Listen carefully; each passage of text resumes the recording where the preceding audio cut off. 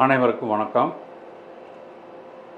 சித்தர் போற்றி, சிவம் போற்றி, எல்லாம் உள்ள வாழைத்தாயே போற்றி.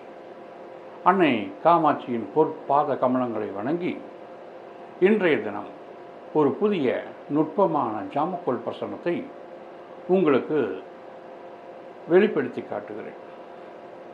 சாதாரணமாக ஒரு பிரசன்னத்தை பார்க்கும்போது அந்த பிரசன்னத்திற்கு சில விதிமுறைகளெல்லாம் கொடுக்கப்பட்டிருக்கும். இது ஆரம்ப நிலை என்பது அனைவருக்கும் தெரிந்ததுதான். ஆனால் இன்று பார்க்கக்கூடிய இந்த பிரசன்னத்தில் நுட்பமான விஷயத்தை பற்றித்தான் ஒரு உயர்நிலை அமைந்திருக்கிறது என்பதை உங்களுக்கு திட்ட தெளிவாக காட்டுவதற்காக இந்த பதிவு. ஜோதிடம் கற்றுக்கொண்டிருக்கூடிய மாணவர்கள், ஜாமக்கோல் பிரசன்னம் அறிந்தவர்களும் கற்றுக்கொண்டு இருக்கக்கூடிய அன்பர்களுக்கும் இந்த பதிவு மிக பயனுள்ளதாக இருக்கும். சரி, இங்கே ஒரு பிரசன்னம் உங்களுக்காக காட்டப்படுகிறது. கன்னி உதயம், ரிஷப ஆரடம். உதயத்திற்கு 9ஆம் வீட்டில் ஆரடம். கவிப்பு உதயத்திலேயே இருக்கிறது. வாடிக்கையாளர் என்ன கேள்வி கேட்டார் என்று பார்த்தால், எனக்கு விசா கிடைக்குமா? இதுதான் அவருடைய கேள்வி. வேறு எதையும் அதிகமாக பேசவே இல்லை. எனக்கு விசா கிடைக்குமா? அதாவது அவர் அப்ளை பண்ணியிருக்கிறாரு இல்லையா எப்படிங்கிறதும் தெரியல. ஒரே ஒரு இந்த ஒரு வாக்கியத்தோடு நிறுத்திக்கிட்டார். அப்போ போட்ட பிரசனம் தான் இது. இந்த பிரசனத்திலே கன்னி உதயம், ஆருடம் உதயத்திற்கு 9ஆம் இடத்தில் விழுந்திருக்கிறது. கவிப்பு உதயத்திலேயே அமைந்திருக்கிறது. பிரசன்னத்திலே எப்போதும் 2 நிலைகளை பார்க்கலாம். ஒன்று மேலோட்டமாக பார்ப்பது, இன்னொன்று துல்லியமாக பார்ப்பது. மேலோட்டமாக பார்க்கக்கூடிய சில விஷயங்களில் நமக்கு அதனுடைய ரகசியத்தை உணர முடியாமல் போய்விடும். சற்று ஆழ்ந்து நோக்கினால், உற்று பார்த்தால் அந்த துல்லியம் என்ன என்பதை பிரசன்னம் உணர்த்திவிடும். அதை உணர்த்துவது பாகை முறையில் நாம் பிரசன்னத்தை பார்த்து பழகணும். அப்போ தான் நமக்கு அது தெரியும். சரி, இங்கே பார்த்தோமானால் உதயம் விழுந்திருக்கக்கூடிய பாகை 17.48 டிகிரி, கவிப்பு 7.5 டிகிரி.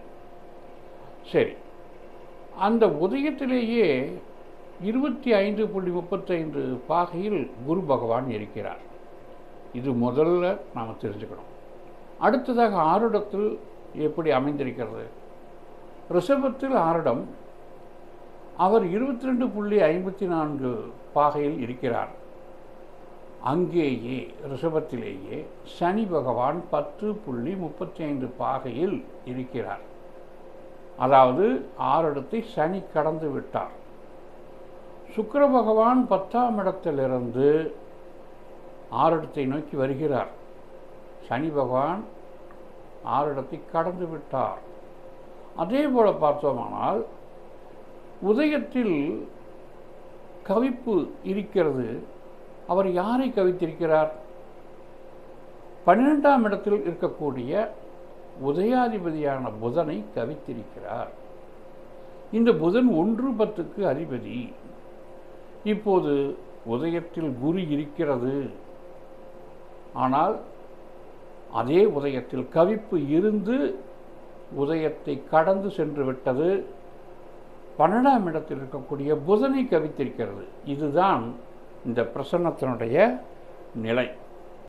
3/4/2025 மதியம் சுமார் 12:08:49 அளவிலே வியாழக்கிழமை அன்று இது போடப்பட்ட பிரசன்னம். இதில் மேலும் தெரிந்து கொள்ள வேண்டிய விஷயம், கௌரி அமுதம், ஹோரை சனி, இவர்களின் மூலமாக என்ன நாம் தெரிந்து கொள்கிறோம் என்பதை பிரசன்னம் நமக்கு காட்டும். ஒரு பிரசன்னத்தில் கேட்ட கேள்வி சரியாக இருக்கிறதா என்று சரிபார்க்க வேண்டும். அப்படி பார்க்கும்போது முதலில் நாம் அடிப்படையான சில விஷயத்தில் ஞாபகத்தில் கொண்டு வந்து பார்க்கலாம். வாடிக்கையாளர் என்ன நோக்கத்துக்காக கேட்டார் என்பது இங்கே முக்கியமில்லை. கேள்வி என்னவோ அதற்கு மட்டும் நாம் பிரசன்னத்தில் பதில் சொல்ல வேண்டும். அதாவது பிரசன்னத்தில் ஒரு கேள்வி கேட்டுவிட்டால் அது நடக்குமா நடக்காதா, கிடைக்குமா கிடைக்காதா, வருவார்களா வரமாட்டார்களா, இப்படி ஒரே அடியில் பதில் சொல்லிவிடலாம். அதுதான் இங்கே பிரசன்னத்தினுடைய சிறப்பு. அப்படி பார்க்கப்படும் போது இந்த ஆரிடம் பிரசன்னம் இவரை பற்றி அனைத்தும் சொல்லிவிடும் என்பதுதான் மிகச் சிறப்பு. என்ன, சரராசி என்பது நிகழ்காலத்தை குறிக்கும். ஸ்திரராசி நடந்து முடிந்த இறந்த காலத்தை, கடந்த காலத்தை காட்டும். உபயராசி இரண்டையும் காட்டும். அதாவது சரம் சிரம் இரண்டு நிகழ்வு, நிகழ்காலம் கடந்த காலத்தையும் வைத்து எதிர்காலத்தை ஒட்டி பதிலை சொல்லும். ஆக நிகழ்வுகளை பற்றி சொல்லி தெரிந்து கொள்வதற்கு ஆரிடம் மிக மிக முக்கியமானது. இங்கு ஆரிடம் ரிஷபத்தில் ஸ்திரராசியில் விழுந்திருக்கிறது. அப்படி என்றால் இந்த கேள்வியில் இவர் விசாவுக்கு ஏற்கனவே விண்ணப்பித்து விட்டார் என்பதை உறுதிப்படுத்திவிட்டது. அதுவும் 9ஆம் இடத்தில், உதயத்திற்கு 9ஆம் இடத்தில் ஆரிடம் விழுந்திருக்கிறது. ஆக வெளிநாடு செல்வதற்கான விசாவுக்காக இவர் விண்ணப்பித்திருக்கிறார் என்பது தெளிவு. அதோடு உதயம் என்பது கேள்வி, உதயாதிபதி கேள்வியாளர். உதயாதிபதி புதனானவர் பிரசன்னத்தில் 12ஆம் இடத்தில் இருக்கிறார். வெளிநாட்டில் சென்று வசிக்கக்கூடிய வாழக்கூடிய ஒரு நிலைப்பாடு. அங்கே கவிப்பு கவித்திருக்கிறது என்றால் அவர் அங்கே செல்ல வேண்டிய நிலை இருக்கிறது. எனவே இந்த ஜாதகர் கேட்ட கேள்வி சரிதான். ஆரிடம் அதை சுட்டி காட்டிவிட்டது. உதயாதிபதியும் 12ஆம் வீட்டில் இருக்கிறார். வெளிநாட்டுக்காக விசா விண்ணப்பித்து இருக்கிறார். கிடைக்குமா என்பது சரிதான். இனி நாம் அடுத்தது என்ன தெரிந்து கொள்ள வேண்டும்?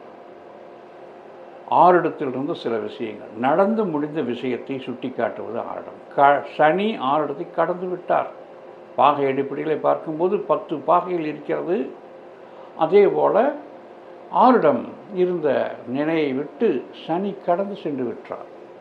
அது இங்கே மிகவும் கவனிக்க வேண்டியது. 22 பாகையில் ஆரிடம் விழுந்திருக்கிறது.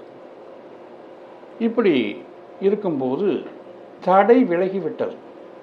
அதுதான் இங்கே முக்கியம். அந்த செயல்பாட்டில் இருந்த தடை, சனி தடை தாமதத்தை ஏற்படுத்தக்கூடியவர், அவர் விலகி சென்று விட்டார் என்று நாம் தெரிந்து கொள்ளலாம். அதே போல் அந்த ஆருடாதிபதி ஆருடத்தை நோக்கி வருகிறார். உபயராசியிலிருந்து, மிதுனத்திலிருந்து, 10ஆம் வீட்டிலிருந்து வருகிறார். சுக்கிரன் எப்பவும் சுபமான நிகழ்வை தரக்கூடியவர். இயற்கைக்கு மாறான செயல்பாட்டை கொண்டு வந்து நமக்கு பலனை தருவார். சரி, ஆரிடத்தின் நிலைப்பாட்டை வைத்து பார்க்கும்போது விண்ணப்பித்திருக்கிறார். இவருக்கு சுபமான செய்தி வர இருக்கிறது. ஆருடாதிபதி அவர் ஒரு சுபர், அவரே ஆரிடத்தை நோக்கி வருகிறார் என்ற செய்தி இங்கே நாம் பார்த்தவுடனே புரிந்து கொள்ளலாம். அடுத்தது பார்த்தோமானால் கவிப்பினுடைய நிலைப்பாடு தான் இங்கே முக்கியம். உதயாதிபதியே கவித்திருக்கிறார் என்றால் கிடைக்காது என்று நாம் நினைத்து விடுவோம். உதயத்தில் கவிப்பு, உதயாதிபதியும் கவிப்பு என்றதால் கேட்ட கேள்வி நடக்காது. இது ஆரம்ப நிலை. ஆனால் நுட்பமாக நாம் தெரிந்து கொள்ளக்கூடிய உயர் நிலையிலே உதயத்தை கடந்து ஆரிடம் சென்று விட்டது. உதயத்தினுடைய பாகை 17.48, ஆரிடம் இருக்கக்கூடிய பாகை 22 பாகை, கிட்டத்தட்ட 23 பாகையை வைத்துக் கொள்ளுங்கள். ஆனால் உதயத்தில் நின்ற பாகையை கடந்து கவிப்பு 7 பாகைக்கு சென்று விட்டது. அதனால் உதயத்தில் இருந்த நிலைப்பாடு, அந்த பாதிப்பு மாறிவிட்டது என்றுதான் அர்த்தம். புதனை கவித்திருக்கிறாரே என்றால் புதன் கேள்வியாளர், கேள்வி விசா. உதயாதிபதிக்கு அந்த விசாவில் ஏதாவது டாக்குமெண்ட் சம்பந்தப்பட்ட விஷயத்தில் சில திருத்தங்கள் இருக்கலாம். அப்படி என்றால் அது பெரிய அளவிலே மாற்றத்தை கொடுத்து விடுமா என்றால் உதயத்திலேயே குரு இருக்கிறார். அவர் உதயத்தை நோக்கி வந்து கொண்டிருக்கிறார். இதுதான் இங்கே கவனிக்கத்தக்கது. சுபரான முழு சுபரான குரு பகவான் உதயத்தை நோக்கி வந்து கொண்டிருக்கிறார். அவர் உதயத்திலேயே இருக்கிறார். அதுதான் அங்கே சிறப்பு. உதயம் 17 பாகையில் இருக்கிறது. குரு பகவான் 25 பாகையில் இருக்கிறார். மிக நெருங்கி வருகிறார்கள். அப்படி என்றால் இந்த கேள்வி மிக விரைவில் நடந்துவிடும். எப்படி? ஆரிடத்தை நோக்கி சுக்கிரன் வருகிறார், உதயத்தை நோக்கி குரு பகவான் வருகிறார். கவிப்பில் இருக்கக்கூடிய அந்த ஜாதகருக்கு, புத பகவானுக்கு டாக்குமெண்ட்டில் உள்ள பிரச்சனைகள் நீங்கிவிடும். இரு சுபர்களும் ஆரிடத்தையும் உதயத்தை நோக்கி வருவதால் இந்த பிரசன்னம் கேட்ட கேள்வி நடந்துவிடும் என்பதை உறுதியாக நாம் சொல்லிவிடலாம். இதில்தான் இந்த நுட்பத்தை தான் இந்த பிரசன்னம் நமக்கு காட்டுகிறது என்பதை நாம் தெரிந்து கொள்ள வேண்டும். இந்த ஆருடம் அந்த ஆருடாதிபதியை கடக்கும்போது நிகழ்வு நடந்துவிடும். 12 மணி அளவிலே 12:08 என்ற அளவிலே போடப்பட்ட இந்த பிரசன்னத்திற்கு அன்றைய தினமே விரைவாக கிடைத்துவிடும் என்பதுதான். 2 உபயராசியில் இருக்கிறார் சுக்கிர பகவான், குரு பகவானும் உபயராசியில் இருக்கிறார். வருங்கால நிகழ்வை முன்கூட்டியே காட்டுகிறார்கள். இருக்கக்கூடிய தடைகளை எல்லாம் விலக்கிவிட்டது. தனது நண்பனுக்கு நல்லதை செய்ய காத்திருக்கிறார்கள் சனி பகவானும் சுக்கிர பகவானும். கேள்வி உதயம் அது புதன், அவருக்குண்டான நல்ல நிலைமையை இவர்கள் வெளியே சென்று செயல்படுவதால் நேரம் நல்லா இருந்தால் எல்லாம் கூடி வரும்பாங்க. அப்படி குரு பகவானும் உதயத்தை நோக்கி வந்து விட்டதால் இந்த நிகழ்வு கட்டாயம் நடந்தே தீரும் என்று இருப்பதால் மிக விரைவிலேயே நடக்கும் என்பதுதான். அப்படி பார்க்கும்போது அன்றைய தினமே இவருக்கு இந்த விசா கிடைத்திருக்க வேண்டும் என்று தான் நாங்கள் எதிர்பார்த்தோம். அதே போல் மாலை 6:40 மணிக்கு இவருக்கு விசா கிடைத்துவிட்டது. அப்படி கிடைத்தவுடன் அவர் அன்று 9:45 மணிக்கு நீங்கள் சொன்னது போல் எங்களுக்கு அந்த விசா கிடைத்து விட்டது, மிகவும் மகிழ்ச்சியாக இருக்கிறது, மிக மிக சந்தோஷம், உங்களுக்கு எங்களுடைய நன்றி கலந்த வணக்கங்களை தெரிவித்துக் கொள்கிறேன் என்று தெரிவித்தார்கள். என்ன ஆச்சரியம், என்ன அற்புதம்! ஜாமக்கோள் பிரசன்னத்தினுடைய மகிமையை தெரிந்து கொள்வதற்கு, இந்த நுட்பமான நிலையை உணர்வதற்கு இதைவிட என்ன சாட்சி? எண்ணங்களின் சாட்சி தான் ஜாமக்கோள் பிரசன்னம். நாம் என்ன நினைக்கிறோமோ அதை அப்படியே ஃபிலிம் போட்டு காட்டுதுன்னு சொல்கிறாங்களே, அதுதான். கேட்கக்கூடியவங்க அந்த கேள்விக்கு சம்பந்தப்பட்டவங்களாக இருக்கணும். கேள்வி கேட்டவங்க வாடிக்கையாளர் தனது கணவருக்காக கேட்டார், அதுதான் எனக்கு முக்கியம். அப்போது அந்த கேள்வி அவர் தொடர்பு இருக்கிறது, இரத்த சம்பந்தப்பட்டவராக இருக்கிறார். அதனால் பதிலும் உடனடியாக நடக்கும் என்றால் நடக்கும், நடக்காது என்றால் நடக்காது என்பதை உறுதியாக நிச்சயமாக திட்டவட்டமாக அறிவித்து விட்டது ஜாமக்கோள் பிரசன்னம். இப்போ இந்த பிரசன்னத்தில் உங்களுக்கு ஒரு சந்தேகம் வரலாம். கேள்வியாளர் எந்த விதமான முகாந்திரம் இல்லாமல் விசா கிடைக்குமா அப்படின்னு கேட்டது, அவர் தொலைஞ்சு போனதை பற்றி கேட்குறாரா இல்லை புதுசாக விண்ணப்பித்ததை கேட்குறாரா இப்படின்னு ஒரு ஐயப்பாடு எழும். ஆரம்ப நிலை மாணவர்களுக்கு வேணுமானால் அது சரிதான், நல்லா படித்து தேர்ந்த பிரசன்னகர்த்தாக்களுக்கு அப்படி வராது. காரணம் என்னென்னா, பிரசன்னத்திலேயே அதை காமிச்சிடும். ஆரிடம் 6-8 இடங்களில் தொடர்பு வந்திருந்தால் அது காணாமல் போனது, தொலைந்து போன விசா என்று அர்த்தம். ஆனால் புதிய விசா என்பது ஆரிடம் 9ஆம் இடத்தில் இருக்கிறது, அதுவும் சுக்கிரனுடைய வீட்டில் ரிஷபத்தில், அப்படின்னா புத்தம் புதியது என்று அர்த்தம். சரி, இது நமக்கு முதல்ல தெரிஞ்சுக்க வேண்டியது. ஆகையினால் இவர் விண்ணப்பிச்சிட்டாரு, ரொம்ப நாள் ஆயிடுச்சு அப்படிங்கிற விஷயம் ரிஷபத்தில் கடந்த காலத்தில் நீண்ட நாட்களாக விண்ணப்பித்து இன்னும் பதில் கிடைக்கவில்லை என்பதை ஆரிடம் ரிஷபத்தில் உள்ளதை கொண்டு நாம் தெரிந்து கொள்ளலாம். இந்த பிரசனத்தில் தகவல் தொடர்புக்கு அதிபதி 3ஆம் இடத்தை சார்ந்த செவ்வாய், அவர் ஆட்சியாக வலுவாக இருப்பதனால டாக்குமெண்ட்டில் எந்த பிரச்சனையும் இல்லை, அது சரியாக இருக்குது அப்படிங்கிறத பிரச்சனை காட்டுது. அதோடு மட்டும் இல்லை, அது சம்மந்தப்பட்ட விஷயங்களை எந்த தடையும் இல்லைன்னு 6 இடத்துக்கு கடந்து போன சனியும் காட்டுது.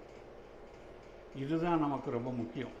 ஆக ஆவணம் என்று சொல்லக்கூடிய விசாவில், விண்ணப்பித்த விசாவில் எல்லாமே சரியாக இருந்திருக்குது அப்படிங்கிறது தான் இந்த பிரச்சனை நமக்கு தெளிவாக காட்டுது. இங்கே புதன் அப்படிங்கிறது தகவல் தொடர்புக்கு பொதுவான காரகம் என்றாலும் அது உயிர் காரகத்தை சார்ந்த விஷயம் கேள்வியாளரையே குறிக்கும். பொருள் சார்ந்த விஷயமான விசா, அந்த டாக்குமெண்ட்டு தகவல் தொடர்புக்கு 3ஆம் அதிபதி கவிப்பில் நல்லா இருக்கிறார், ஆட்சியாக இருக்கிறார். அதை நாம் கவனிக்கணும். இனி அடுத்தது முக்கியமான விஷயம், ஒரு பிரச்சனத்தில் கவிப்பு தான் மிக முக்கியமான நிகழ்வுகளை மாற்றி அமைக்கக்கூடியது. இதில் உதயாதிபதியே கவிப்பில் இருக்கிறாரு, உதயத்துலேயும் கவிப்பு இருக்குது. இது எதை சுட்டி காட்டுது அப்படின்னு சொன்னால், முதல்ல உதயத்தை கவிப்பு கடந்து போயிடுச்சு. அதனால் கேள்வி அப்படிங்கிறது உதயம் அப்படின்னா அது பொருள் சார்ந்த விஷயம், விசா கிடைக்குமா, பொருள் சார்ந்த விஷயம். அடுத்தது உதயாதிபதி அப்படிங்கிறவர் கேள்வியாளர், அது உயிர் சார்ந்த பிரச்சனை. அந்த கவிப்பு ஜாதகருக்கு, கேள்வி கேட்டவருக்கு மனவேதனையை அழித்து விட்டது. தாங்க முடியாத, இன்னும் நடக்கவில்லையே, நீண்ட நாட்கள் ஆகிவிட்டதே என்பது, அவர் மனவேதனை அடைந்திருக்கிறார் நீண்ட காலமாக.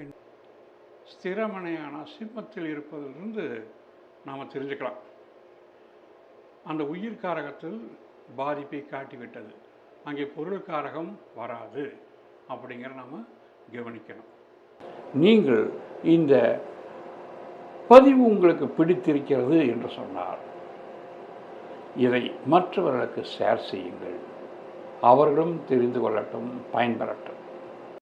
இது போன்ற அற்புதமான பல பிரசன்னங்களை, ஜாமக்கோள் பிரசன்னம் பற்றிய வகுப்புகளை பிரம்மரிஷி ஜோதிட மையம் நடத்துகிறது.